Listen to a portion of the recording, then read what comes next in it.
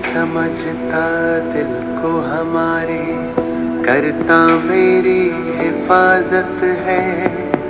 तुझ पर ही तो हक है सारे, तू ही मेरी ताकत है। तू ही समझता दिल को हमारे, करता मेरी हिफाजत है। तुझ पर ही तो हक है सारे, तू ही मेरी ताकत है। तू ही सबसे पहले दिल में, बाकी सब है बाद में। हम तो सदा महफूज हुए हैं भगवन तेरी याद में। तू ही सबसे पहले दिल में, बाकी सब है बाद में। हम तो सदा महफूज हुए हैं भगवन तेरी याद में।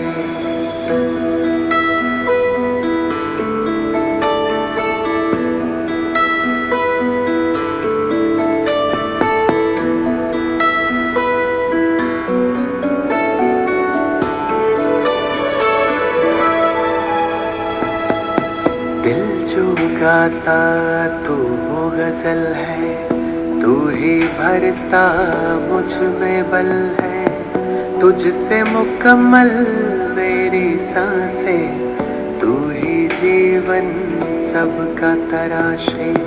दिल जो गाता तू वो गजल है, तू ही भरता मुझ में बल है। तुझसे मुकम्मल मेरी सांसें, तू ही जीवन सबका तराशे। तुमने दी है हर एक खूबी मुझको आशीर्वाद में। हम तो सदा महफूज हुए हैं साहिब तेरी याद में। तुमने दी है हर एक खूबी मुझको आशीर्वाद में।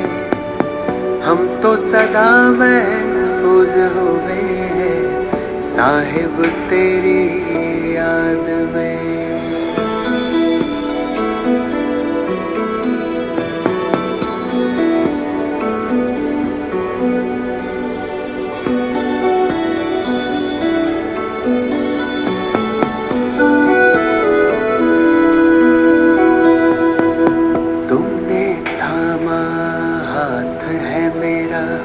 इस बदलते दौर में तू ही मेरे मन का सुकून है, दुनिया के इस शोर में। तुमने थामा हाथ है मेरा इस बदलते दौर में। तू ही मेरे मन का सुकून है, दुनिया के इस शोर में।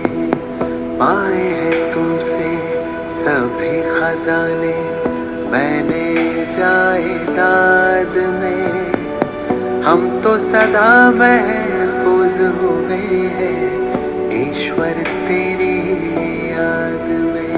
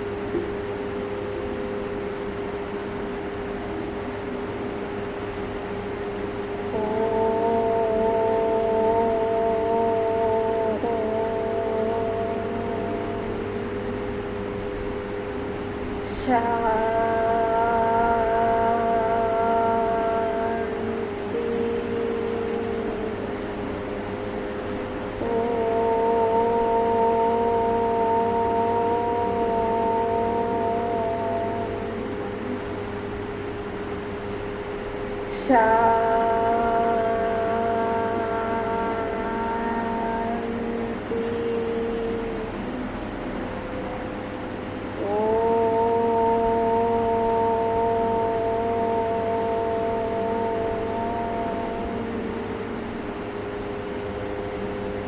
शांति।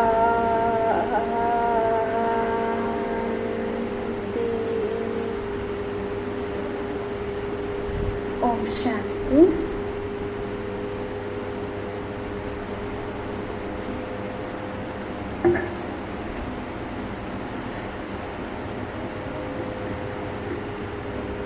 ओम शांति। आज 5 तारीख का महावाक्य। आज बाबा कहते मीठे बच्चे, इस बेहद के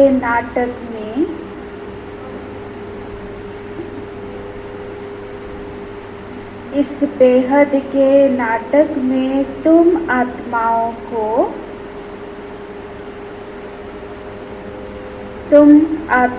को अपना अपना पाठ मिला हुआ है। अपना अपना पाठ मिला हुआ है। अभी तुम्हें यह शरीर रूपी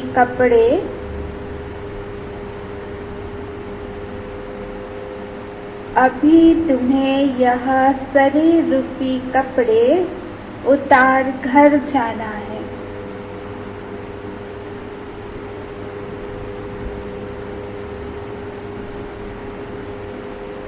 फिर नए राज्य में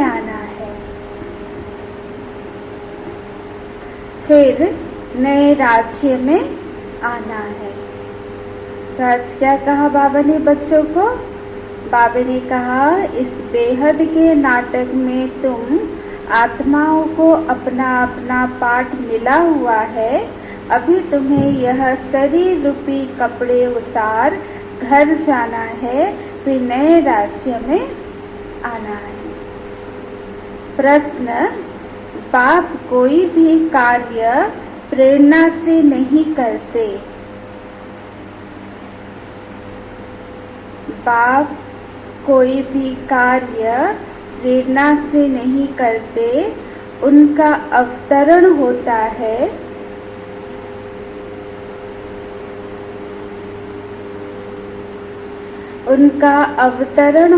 है। यह किस बात से सिद्ध होता है?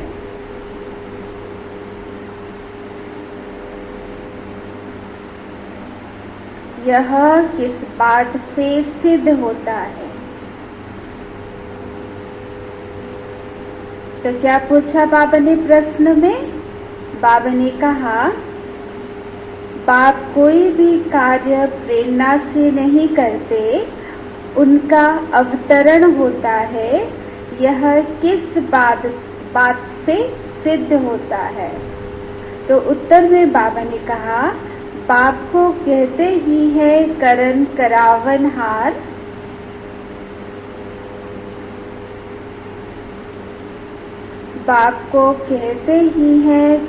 करावनहार।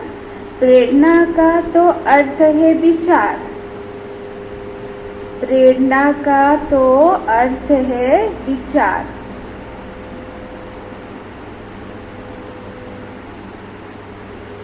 प्रेरणा से कोई नई दुनिया की स्थापना नहीं होती है।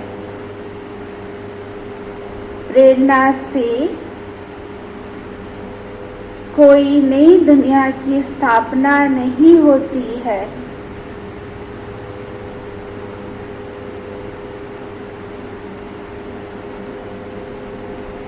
बाप बच्चों से स्थापना कराते हैं।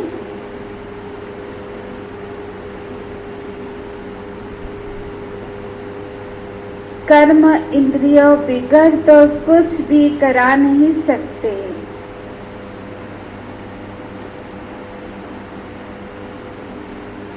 कर्म इंद्रियां बिगड़ तो कुछ भी करा नहीं सकते, इसलिए उन्हें शरीर का आधार लेना होता है।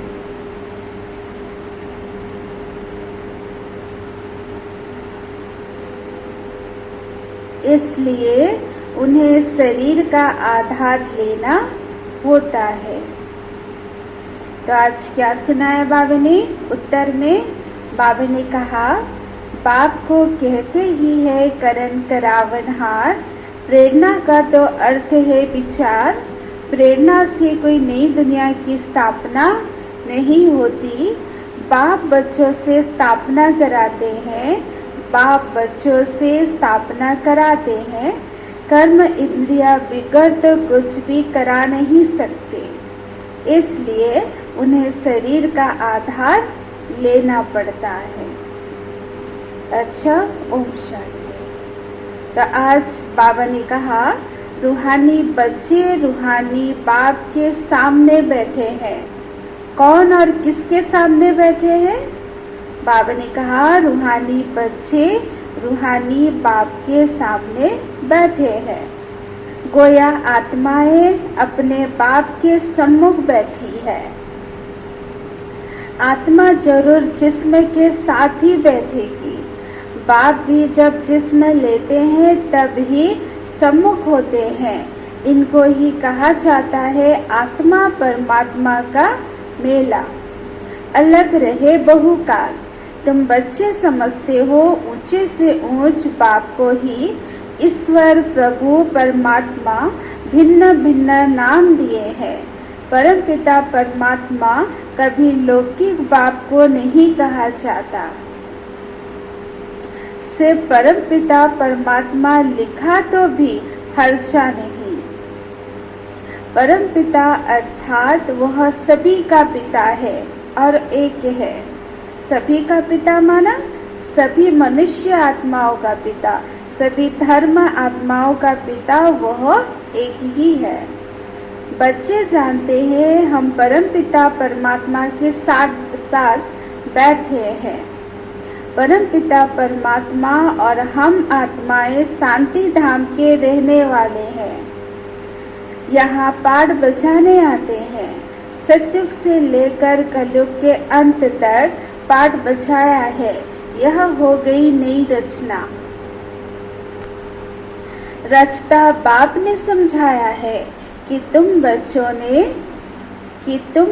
ने ऐसे पाठ बजाया है। आगे यह नहीं जानते थे कि हमने 84 का चक्र लगाया है। चलो बाबा को याद करें।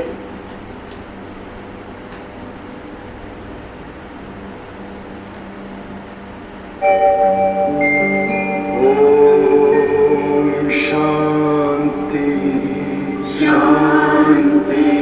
ओम शांति शांति।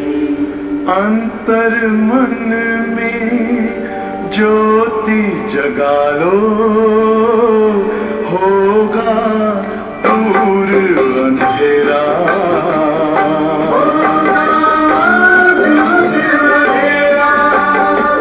शिव का कर लो ध्यान, आ रहा पावन पुण्य सवेरा।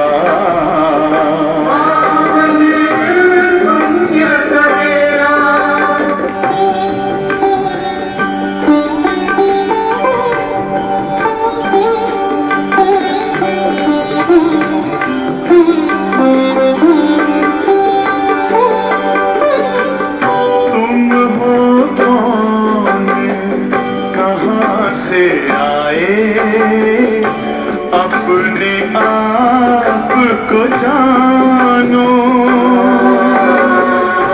राजयोग के द्वारा अपना परम पिता पहचानो। इसी राजपथ पर चलकर तुम पालो अपना बसेरा।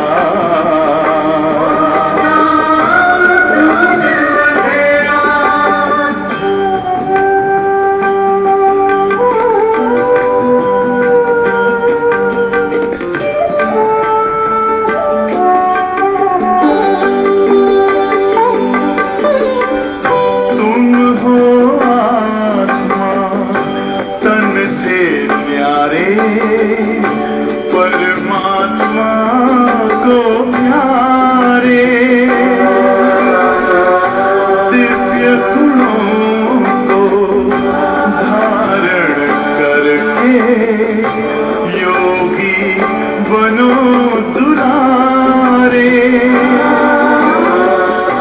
ज्योति बिंदु ही तोड़ेगा ये माया मोह का घेरा।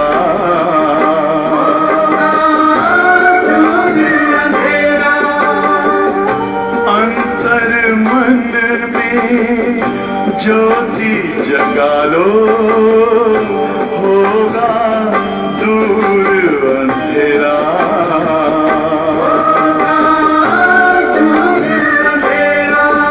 ओम शांति, ओम शांति, ओम शांति।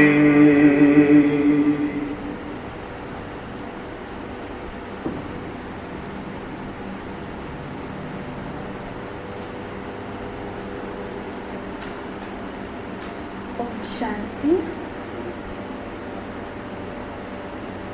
तो बाबा कह रहे थे, बाबा ने कहा परम पिता अर्थात वह सभी का पिता है। एक बच्चे जानते हैं हम परम पिता परमात्मा के साथ बैठे हैं। परम पिता परमात्मा और हम आत्माएं शांति धाम के रहने वाले हैं। यहाँ पाठ बचाने आते हैं। सतयुग से लेकर कलयुग के अंत तक पाठ बचाया है। यह हो गई नई रचना। रचता बाप ने समझाया है कि तुम बच्चों ने ऐसा पाठ बचाया है। आगे यह नहीं जानते थे कि हमने 84 का चक्र लगाया है। अभी तुम बच्चों से ही बाप बातें करते हैं जिन्होंने 84 का चक्र लगाया है। सब तो 84 जन्म नहीं ले सकते हैं। यह समझना है कि 84 का चक्र कैसे फिरता है। बाकी लाखों वर्ष की तो बात ही नहीं। बच्चे जानते हैं कि हम हर 5000 वर्ष बाद पाठ बचाने आते हैं। हम पाठधारी हैं। ऊंचे से ऊंच भगवान भी विचित्र पाठ है। ब्रह्मा और विष्णु का विचित्र पाठ नहीं कहेंगे।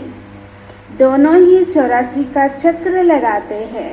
बाकी शंकर का पाठ इस दुनिया में तो है ही नहीं। बाबा क्या कह रहे? शंकर का पाठ इस दुनिया में तो है ही नहीं। त्रिमूर्ति में दिखाते हैं स्थापना विनाश पालना। चित्र पर समझाना होता है। चित्र जो दिखाते हो उस पर समझाना है। सतयुग पर पुरानी दुनिया संगम पर पुरानी दुनिया का विनाश तो होना ही है। प्रेरक अक्षर भी रॉन्ग है। जैसे कोई कहते हैं आज हमको बाहर जाने की प्रेरणा नहीं है। प्रेरणा यानी विचार। प्रेरणा का कोई और अर्थ नहीं है। परमात्मा कोई प्रेरणा से काम नहीं कराता। ना प्रेरणा से ज्ञान मिल सकता है। बाप आते हैं इन कर्म इंद्रियों द्वारा पाठ बचाने। करण करावर हार है ना, कराएंगे बच्चों से। शरीर बिगड़ तो कर ना सके। इन बातों को कोई भी जानते नहीं। ना ईश्वर बाप को ही जानते हैं। ऋषि मुनि आदि कहते थे हम ईश्वर को नहीं जानते। ना आत्मा को ना परमात्मा बाप को कोई में ज्ञान है नहीं। कोई में ज्ञान है नहीं। तो बाबा ने कहा बाप है मुख्य क्रिएटर डायरेक्टर। डायरेक्शन भी देते हैं, श्रीमत देते हैं। मनुष्य की बुद्धि में तो सर्वव्यापी का ज्ञान है। तुम समझते हो बाबा हमारा बाबा है। वे लोग सर्वव्यापी कह देते हैं तो बाप समझ ही नहीं सकते। सभी के अंदर बाप कैसे हो सकता है, कैसे भगवान हो सकता है ना।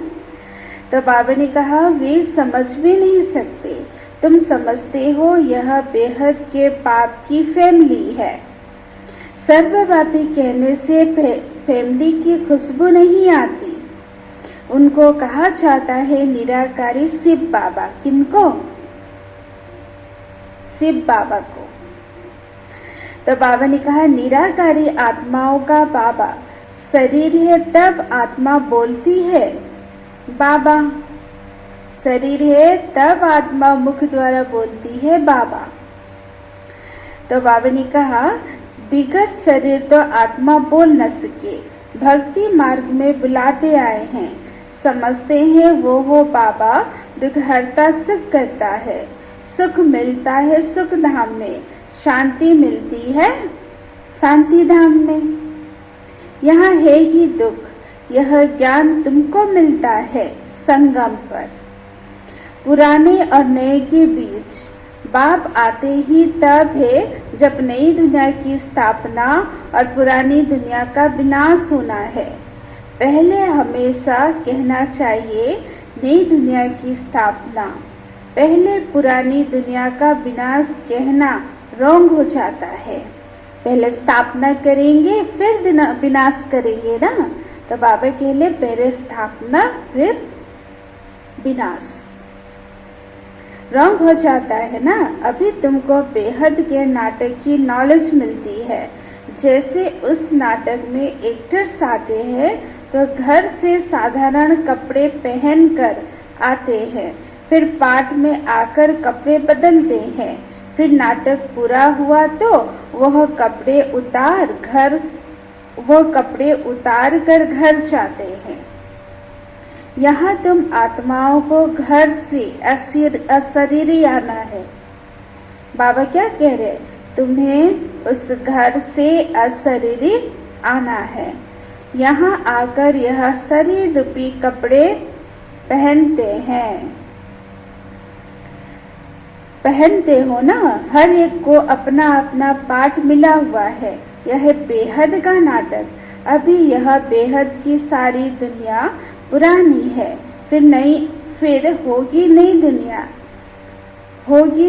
दुनिया। वह बहुत छोटी है, एक धर्म है।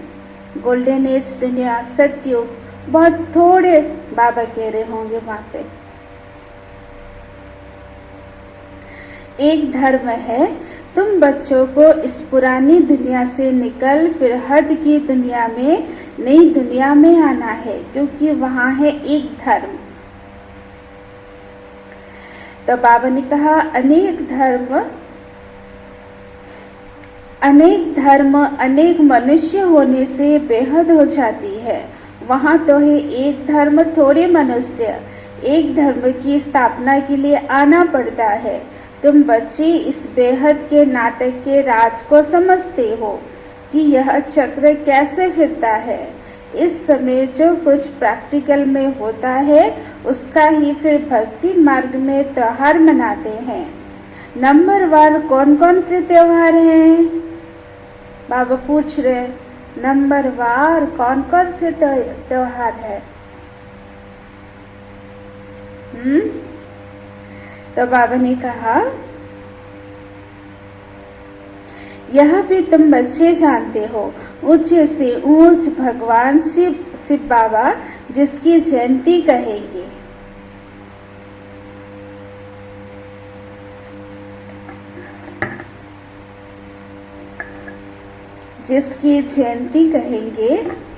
वह जब आए तब ही फिर त्योहार बने।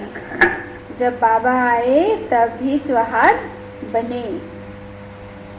शिव बाबा पहले आकर गीता ज्ञान सुनाते हैं, अर्थात आदि मध्य अंत का ज्ञान सुनाते हैं। योग भी सिखाते हैं, साथ साथ तुमको पढ़ाते भी हैं।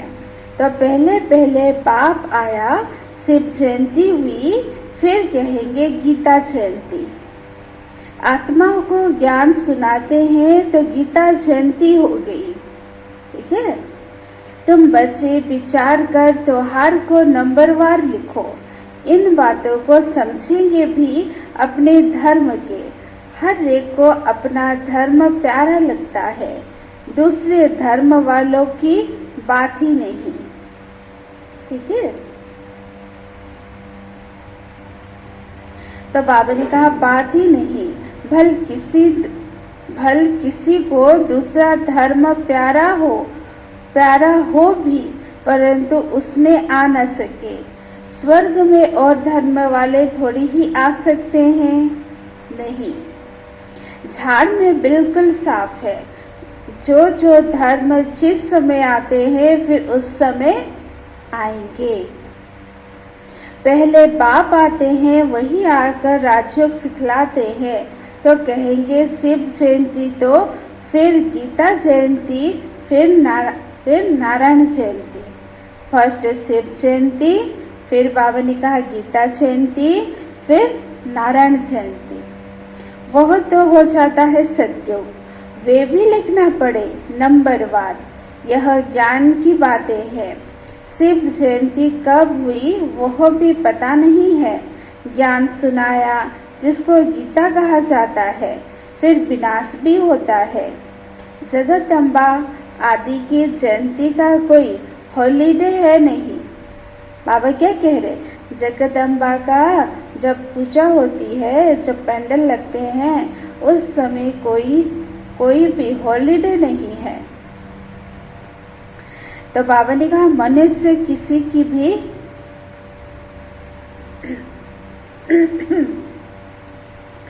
तो बाबा ने कहा मनुष्य किसी की भी तिथि तारीख आदि को बिल्कुल जानते ही नहीं।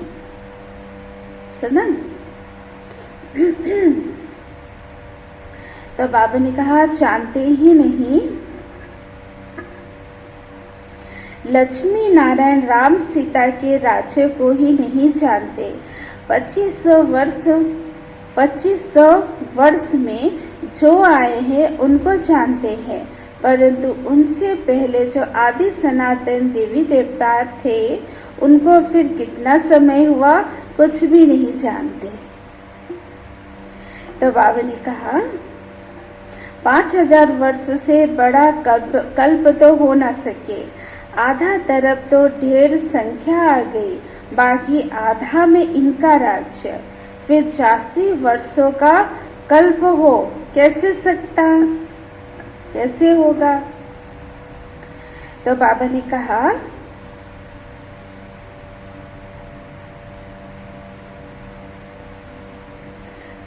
कहा कैसे हो सकता, 84 लाख जन्म भी नहीं हो सकते। वे लोग समझते हैं कलयुग की आयु लाखों वर्ष है। मनुष्य को अंधियारे में डाल दिया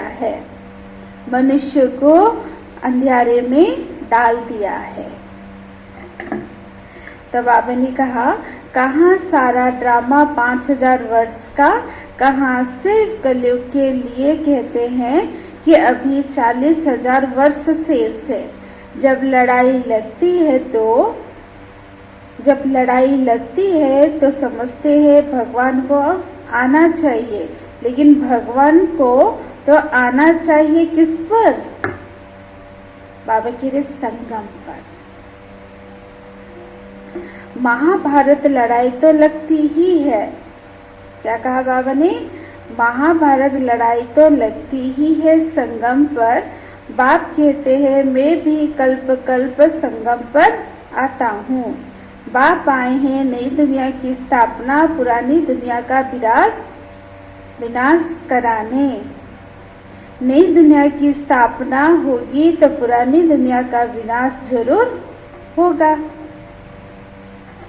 तो बाबा ने कहा इसके लिए यह लड़ाई है, इसमें संकट के प्रेरणा आदि की तो बात नहीं। बाबा ने कहा अंडरस्टूड, पुरानी दुनिया खलास हो जाएगी। मकान आदि जो अर्थ वेग में सब खलास हो जाएंगे, क्योंकि नई दुनिया चाहिए ना। नई दुनिया थी जरूर। दिल्ली परिस्तान थी, जमुना का कंठा था, लक्ष्मी नारायण का राज्य था। चित्र भी ऐसे है। लक्ष्मी नारायण को स्वर्ग का ही कहेंगे। तुम बच्चों ने साक्षात्कार किया है कि कैसे स्वयंवर होता है वहाँ सत्युग में। तो बाबा ने कहा स्वयंवर होता है, यह सब पॉइंट्स बाबा रिवाइज कराते हैं। अच्छा, पॉइंट्स याद नहीं पड़ती है तो शिव बाबा क्या करो, क्या कहते इसके लिए बाबा? अगर शिव बाबा याद नहीं है तो क्या करोगे?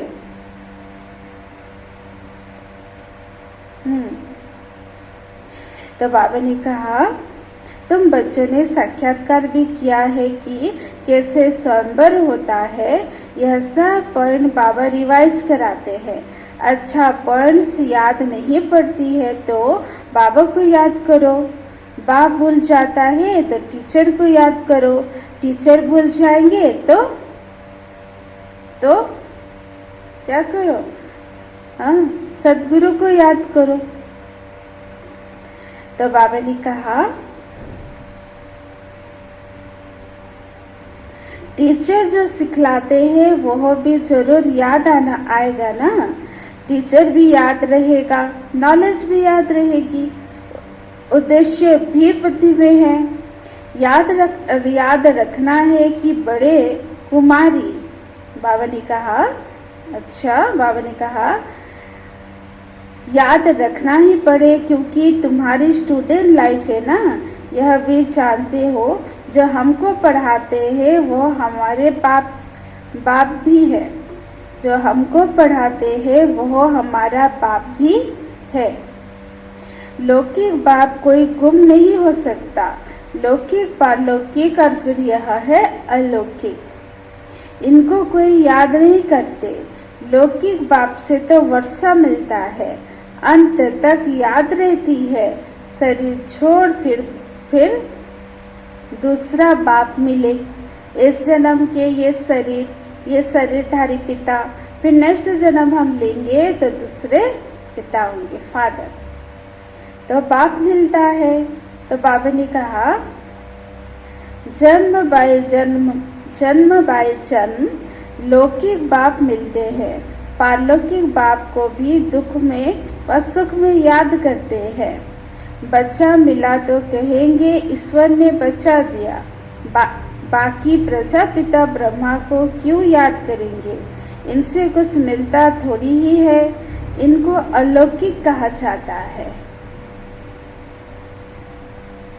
तो ब्रह्मा बाबा को भी हमें याद नहीं करना। बाबा कहते शिव बाबा को याद करो। तो बाबा ने कहा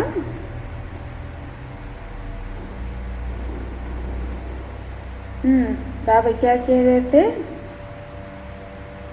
तुम जानते हो हम ब्रह्मा द्वारा शिव बाबा से वर्षा ले रहे हैं। जैसे हम पढ़ते हैं यह रथ भी निमित्त बना हुआ है।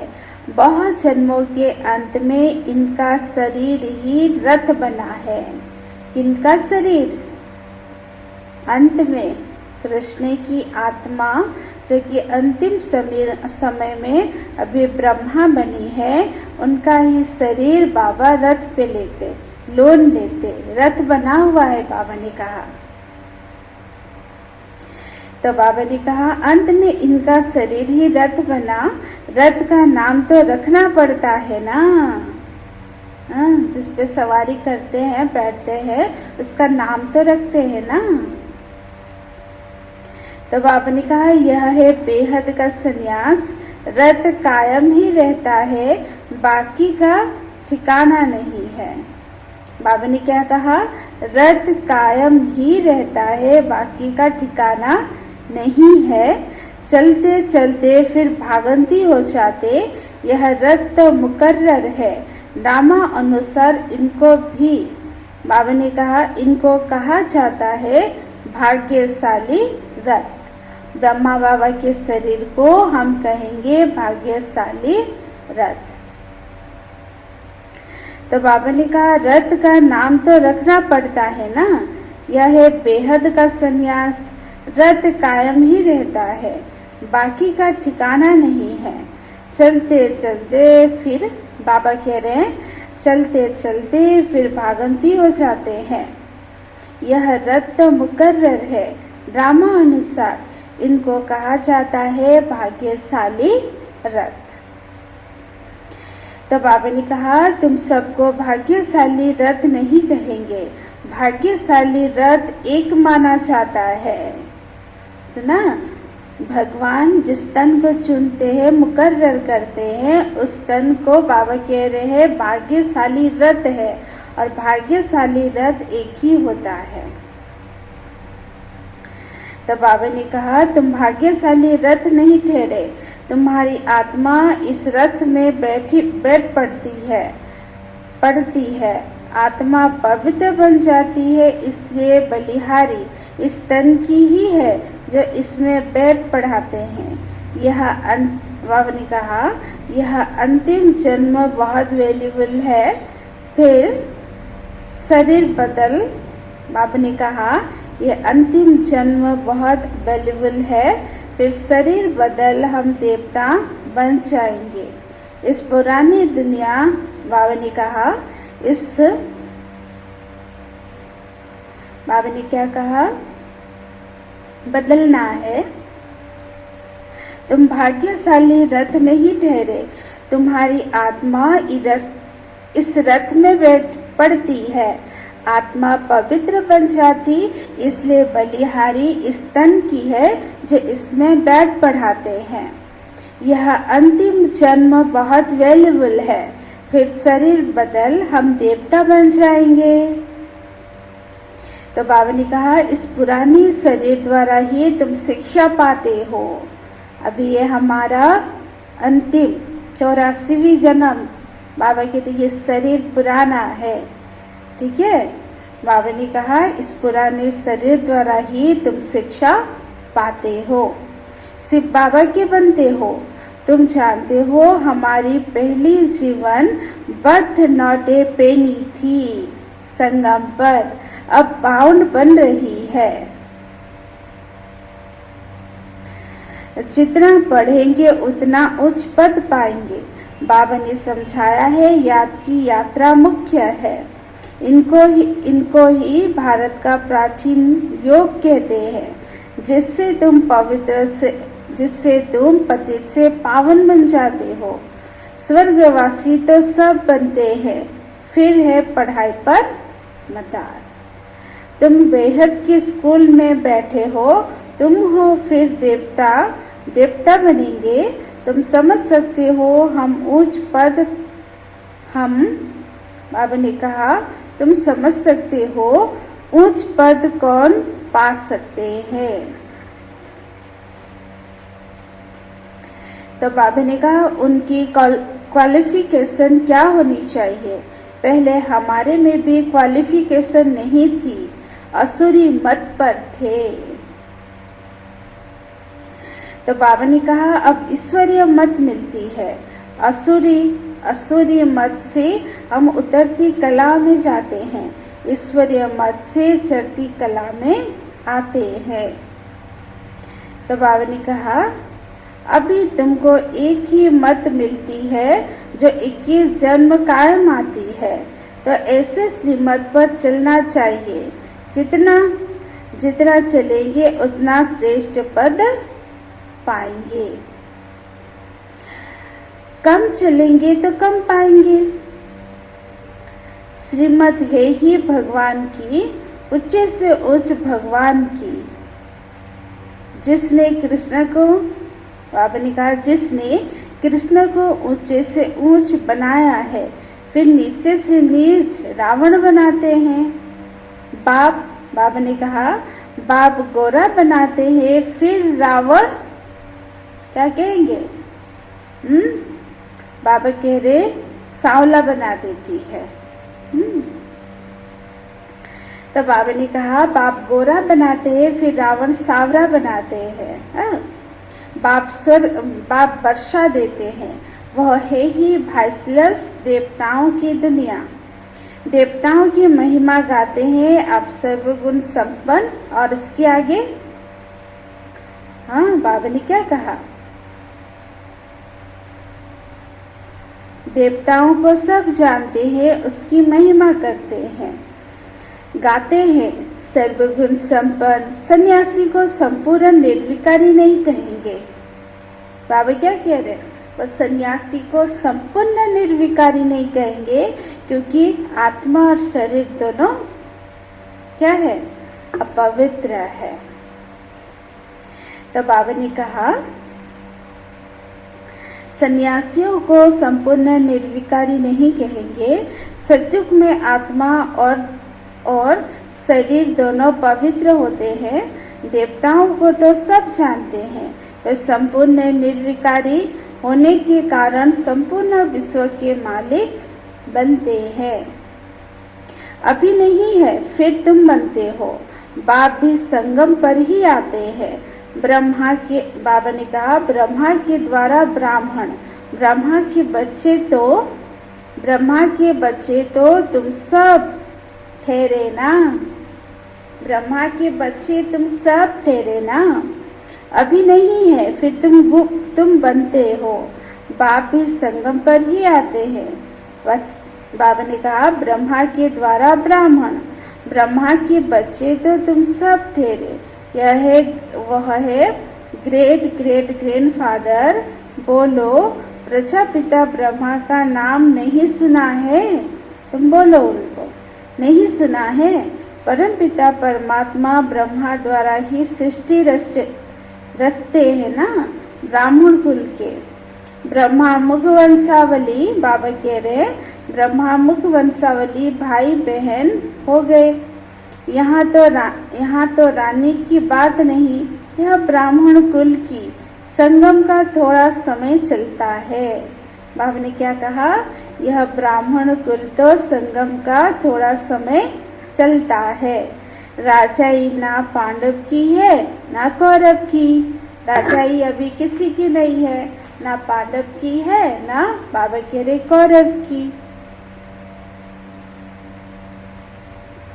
सुना? तो बाबा ने क्या कहा? राजाई ना पांडव की है ना कौरव की।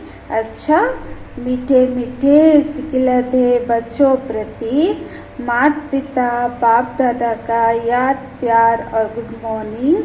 रूहानी बाप की रूहानी बच्चों को नमस्ते। हम रूहानी बच्चों की रूहानी माता पिता बाप दादा को याद प्यार और नमस्ते। ओम शांति।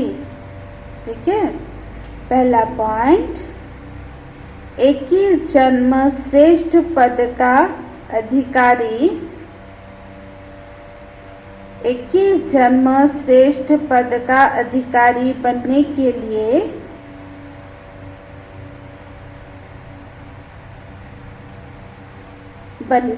लिए सब असुरी मत को छोड़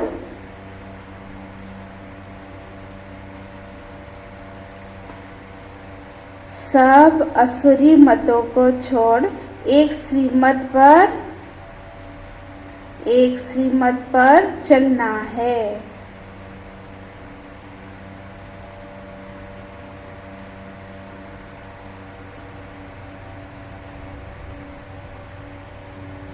संपूर्ण वाइसलेस बनना है।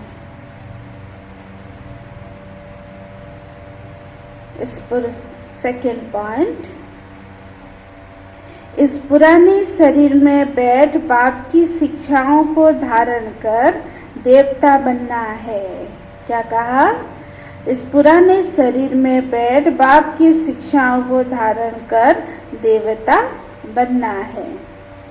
यह है बहुत वैल्यूबल जीवन, इसमें बर्थ पाउंड ना बनना है। बाबा ने कहा यह है बहुत वैल्यूबल जीवन, इसमें बर्थ पाउंड बनाना है।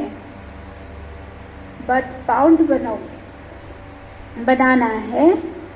आज की वरदान, सर्व संबंधों के सहयोग की अनुभूति द्वारा, सर्व संबंध के सहयोग की अनुभूति द्वारा निरंतर योगी सहज योगी भव।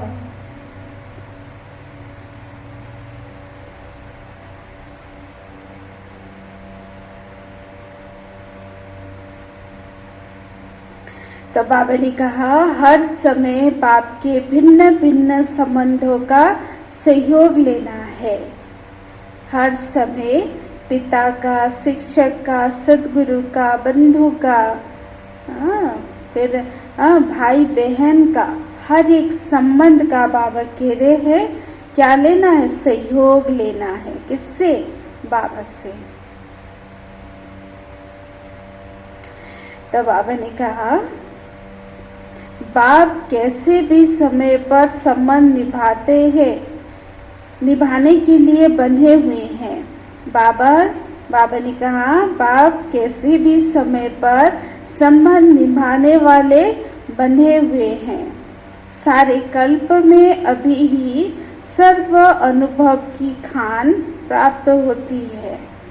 ठीक है, इसलिए सदा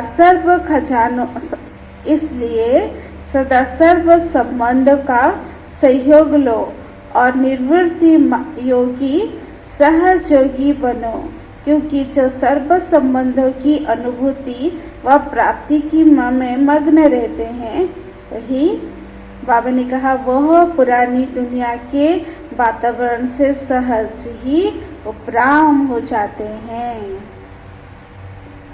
स्लोगन है सर्व शक्तियों से संपन्न बाबा ने कहा सर्व शक्तियों से संपन्न रहना यही ब्राह्मण स्वरूप की विशेषता है। सर्व शक्तियों से संपन्न रहना यही ब्राह्मण स्वरूप की विशेषता है।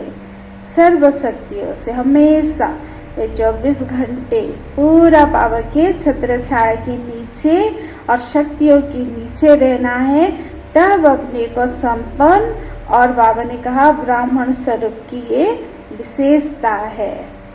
सुना बाबा ने क्या कहा?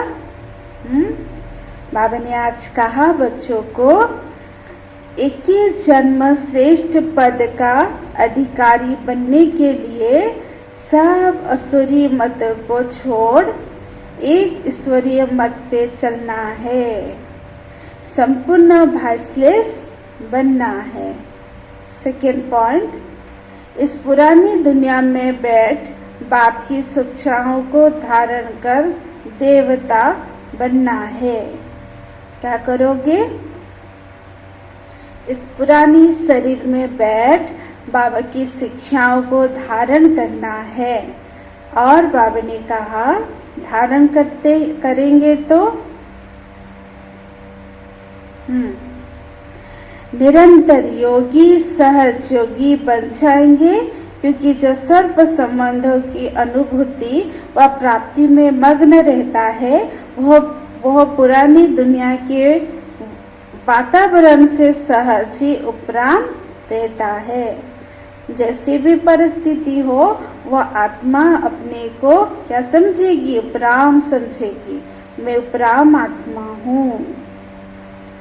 फिर बाबा ने कहा स्लोगन सर्व शक्तियों से संपन्न रहना यही ब्राह्मण स्वरूप की विशेषता है। तो ये थी आज की मुरली, बाबा के महावाक्य। तो आज बाबा ने क्या कहा? इस बेहद के नाटक में तुम आत्माओं को अपना अपना पाठ मिला हुआ है।